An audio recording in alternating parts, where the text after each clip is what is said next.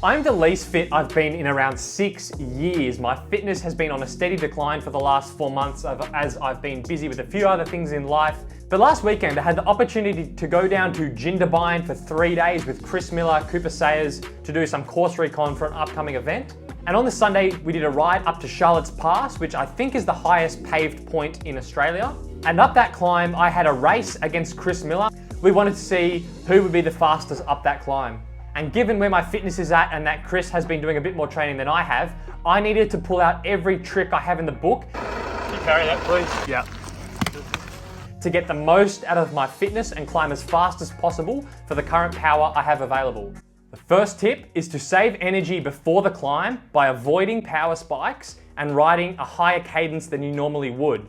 If you're doing a long climb like this, chances are it's going to be in a Grand Fondo or a group ride. You're not going to be going and doing a mountain time trial, so you need to save energy before the base of the climb. And I'm guessing what most of you are probably used to doing is as soon as you get to any rise in the road, you keep it in the big ring, you get out of the saddle and you just muscle it over the top, just try and get over those climbs as fast as possible.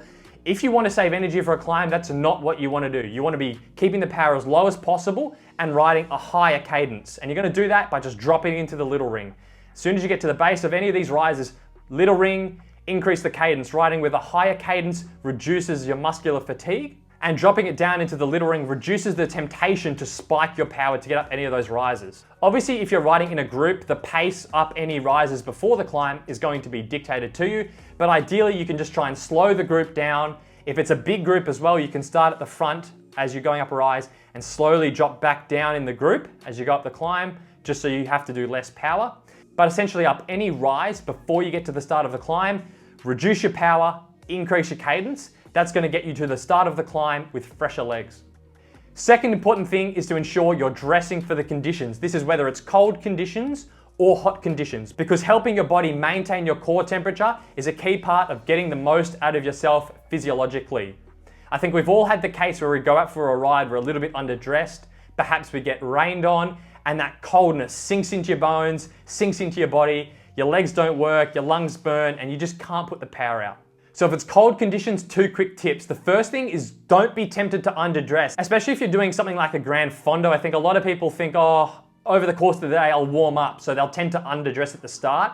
If you do that, you're taking a big gamble, because if the conditions don't warm up and you're left out on the course freezing, your performance is going to be really hampered. So don't be that guy who just runs the jersey and nicks when everyone else has arm warmers, leg warmers, and a gilet on. Just make sure you've got enough kit with you. If you then need to take it off, stuff it down the back of your jersey or stuff it down the front of your jersey, then so be it. Make sure you've got enough kit with you as you start. The second thing in cold conditions is make sure you have kit that allows you to vary your cooling. So what I used when I was in Jindabyne going up this climb, it was a cold day, like and you're going up to altitude, but on some of the steeper ramps, I was starting to overeat. So I had a gilet on, the rapid gilet that has the zipper opening at the top and the zipper at the bottom. And on the steeper ramps, I was going up the climb, I would undo the zip from the bottom, so it would stay attached up the top near the collar, but it would allow it to flap around and allow airflow to my trunk. As soon as I hit any flat spots or slight descents as I went up the climb, I just zipped it back down again to make sure that I stay warm.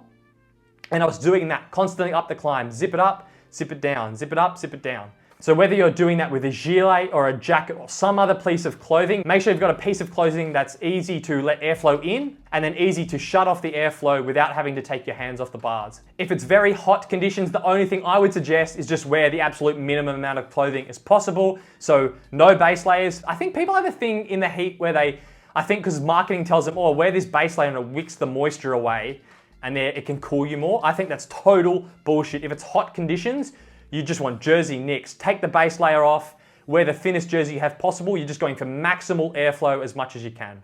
So the next tip involves how you're actually getting your carbohydrates in during the hard parts and most intense parts of the ride. So for me, this was going up the 1 hour climb. A few different things to run through here. The first one is to get your carbohydrates in through fluids in these most intense periods. So no gels, no solid foods. Fluids is going to be the most easiest on your stomach to digest, especially when you're on the limit, going as hard as possible. Having your carbohydrates come in via fluids just requires the least amount of digestion from your stomach and allows more blood flow to your extremities, to your working muscles. Then what you also want to do is avoid what's called a bolus dose of carbohydrates. So not just dumping in a big dose of carbohydrates every 30 minutes. You want to be taking in frequent, small doses of carbs in terms of sips. So for me, going up that climb, I had a 800 ml bottle with 100 grams of carbohydrates in it, and I was sipping on that every 3 or 4 minutes. Small sip every 3 or 4 minutes. So you're keeping that fuel coming in stably and making it as easy as possible on your stomach and your guts to absorb those carbohydrates. So carrying on for this, what I would recommend is not just swallowing the drink straight away. Hold the drink in your mouth for 5 to 10 seconds. Your mouth actually has receptors that can detect carbohydrates and can improve performance. So you're getting the slight boost from the carbohydrate detection in your mouth. You're then swallowing it and you're getting the full benefit, obviously, from the fueling like you normally would. Obviously, that is not good for your teeth, but if you're going up a climb on the limit, trying to push out the most amount of power you possibly can, and you're thinking about your dental hygiene, I think you need to reassess your priorities. There's something wrong with you. So yes, it's not good for your teeth. If you're going up a climb, I don't care. I'm looking for the most amount of watts. That's likely to give you a slight gain than just swallowing the drink straight away. Final point on the carbohydrate fluid is to use a sports drink that has maltodextrin. I have talked about using sugar drinks in the past, but this is one of the rare cases where using a maltodextrin-based drink will likely give you a slight better chance of more carbohydrate uptake because it's a higher GI. It's going to be absorbed faster. Maltodextrin is higher GI than plain sugar. So what I did for this ride into Jindabyne, I did the 100 gram sugar bottle in the hour and a half before I got to the base of the climb. When I got to the base of the climb, I switched to a bottle that had 100 grams of the infinite custom blended mix, which is maltodextrin and fructose. That's going to be higher GI than the sugar bottle. And when I'm really pushing the limits, it's just going to give my stomach, again, a better chance of absorbing more of that 100 grams of carbs I tried to get in that hour. Hey guys, I'm midway through editing this video. Just a quick message to let you know that this video was made possible by the event Drops and Hoods, run by Lateral Events. These are the same guys that have run La Tap Australia for the past few years. Drops and Hoods for this year was unfortunately cancelled because of COVID, but if you're keen for a multi-day event with mountain bike, gravel, road, heaps of stuff to get stuck into, it is on December 2022. Check out their website, get around it, they're doing some great things. Next tip, which is relevant if you're racing the climb in a group or against some mates, is to pace the climb relative to your strengths. Don't just blindly go up the climb following the wheels in front of you. So what I did was I didn't just blindly follow his wheel, being like, oh, if I can stick with him over the steep section, then maybe I'll get a rest on the flat section. Because if you think about that, he's gonna redline me on the steep section. On the flat section and sitting in the draft, I might then be doing 150 watts, which yes, I'm recovering, but what's a smarter thing to do for me in this situation was to not follow him on those steeper sections, which were above about 7%. I just held my power at what my target was. I let him slowly gap me. And then on the flatter sections of the climb, I kept my power steady, sitting at around, for me on the flatter sections, it was around 310, 320 watts. And I knew if I did that and got in my aero position, I could slowly close the gap to him on the flatter sections. Because for me, I can sit at 310, 320 watts quite easily. But given my current fitness at the moment, I was struggling to go above that. So it was just about being a bit smarter with the steeper sections and the flatter sections. For you, that might be the opposite. You might be one of the lightest guys in your group and you know you can really hurt the guys if you push it up the steep sections. Like if you're a light guy, push harder up the steep sections. Tempt the bigger guys into following you on the steep sections and potentially blowing themselves up. So you can use that to your strengths. But essentially what I'm saying here is figure out what parts of the climb, whether it's the flatter sections or the steeper sections, are going to suit you and pace the climb according to that.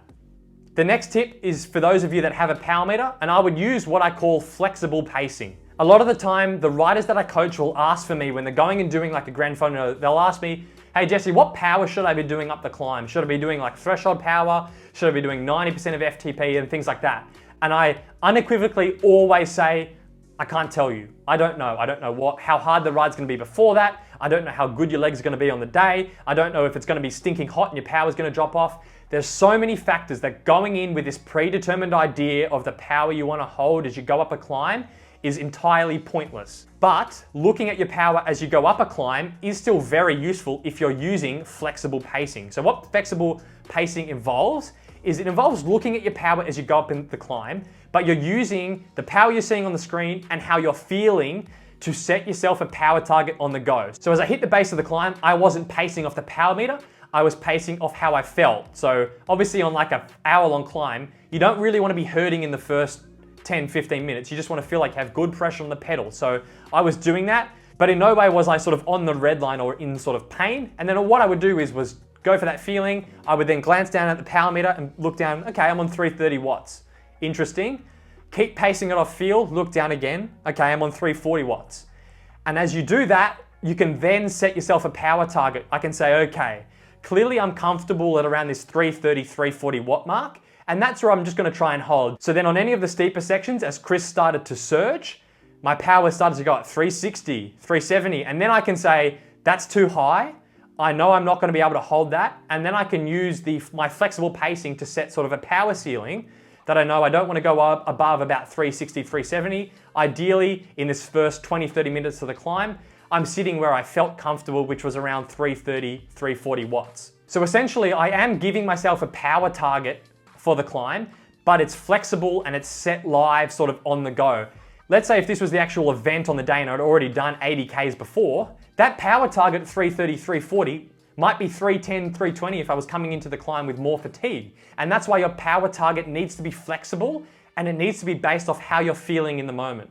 Final part of this tip is please take heart rate off your head unit screen.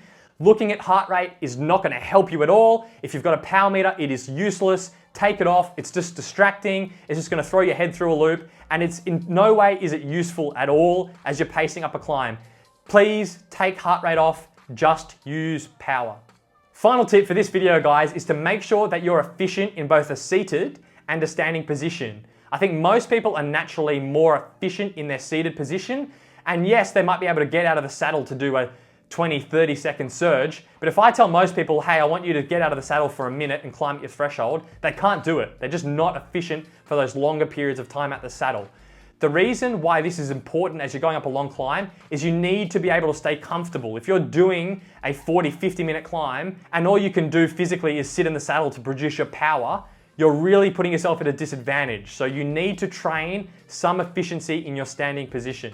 I'm not going to go into detail on how to train this, but essentially on most of your rides, whether it's an endurance ride or if you're doing efforts, make sure you're including extended periods of time out of the saddle so you're building your aerobic efficiency out of the saddle and you've got a good ability to get out of the saddle for more than sort of 30, 40 seconds and be able to put out decent power there so it's a useful, efficient option for you to have in your arsenal as you're going up a longer climb. That is all for this video, guys. Thanks for watching. Hope you got something out of it and I'll catch you in the next one.